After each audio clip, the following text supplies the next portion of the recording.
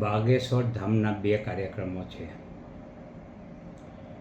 પહેલો કાર્યક્રમ છે હનુમાન ચરિત્ર ઉપર કથા કરવાનો. તે કાર્યક્રમ અંગે અમારો કોઈ વાંધો હતો નહીં, છે નહીં. બીજો જે કાર્યક્રમ છે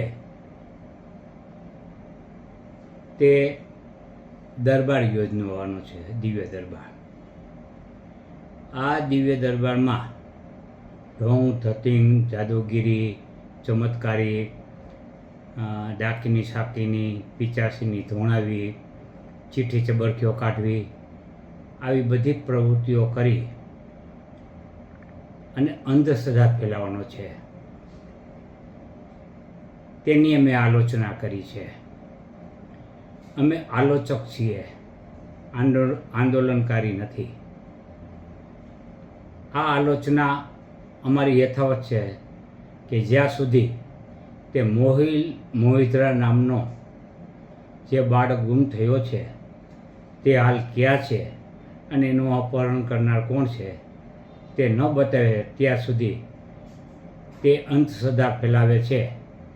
તે મારી માન્યતા દ્રઢ છે. એટલે હવે વાત રહી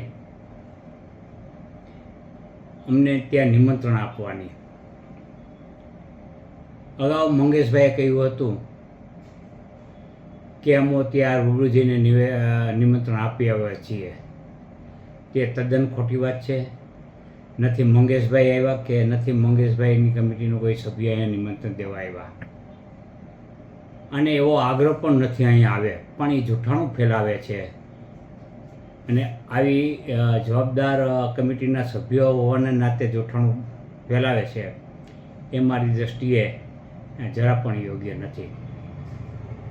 અમને જાહેર નિમંત્રણ આપવામાં આવ્યું છે, મંગેશભાઈ તરફથી નહીં, સોશિયલ મીડિયા દ્વારા, અને એક સુખરામ બાપુ તરફથી પણ સોશિયલ મીડિયા દ્વારા જાહેર નિમંત્રણ આપવામાં આવ્યું છે. આ અન્વયે મેં મારી ફેસબુકમાં મૂક્યું છે કે અમને કેટલીક પ્રકારની ખાતરીઓ આપવામાં આવે, અમે ત્યાં જઈને અમારો પ્રશ્ન રજૂ કરીશું. અન્યથા મેં જાહેર પ્રશ્ન રજૂ કર્યો છે તે સ્વીકારીને જવાબ આપે, અમને પૂરતી સુરક્ષા આપે. કારણ કે અમને ઘણી ધમકીઓ મળી રહી છે અને ત્યાં ધર્મજનોની લોકો પણ આવવાના છે. એવા વખતે જીવલેણ હુમલા થાય તો જવાબદારી કોની? સુરક્ષા અમારા માટે શું છે?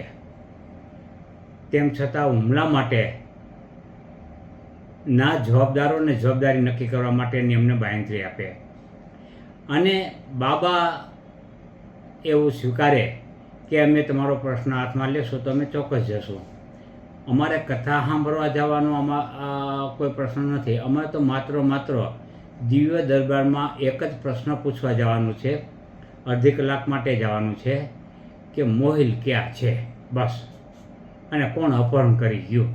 એ સિવાય અમારે આ કાર્યક્રમમાં ક્યાંય આવવા જવાનું રહેતું નથી. એટલે એવી અમે જે સોશિયલ મીડિયામાં, મેં પણ એને સોશિયલ મીડિયામાં આમંત્રણ આપ્યું છે. મેં મારે આવવાની શરતો પણ સોશિયલ મીડિયામાં મૂકી છે, એટલે એ જોઈ લે.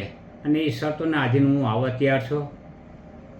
બાબા આજે 8-8, 10-10 કમાન્ડો લઈને ભારત ભ્રમણ કરતા હોય, જો એમને બીક હોય અને એમને પણ અસુરક્ષા જેવું લાગતું હોય, ત્યારે મને તો અહીંયા ખુલ્લી ધમકીઓ આપવામાં આવી છે. મને તો અહીંયા જે મેદાન છે એમાં એનું ઓડિયન્સ હોવાનું છે, એના માણસો હોવાના છે. ત્યાં મારી સુરક્ષા તો એનાથી વિશેષ ગંભીર ખતરા હેઠળ છે. તો મને સુરક્ષા પ્રદાન કરવી જોઈએ.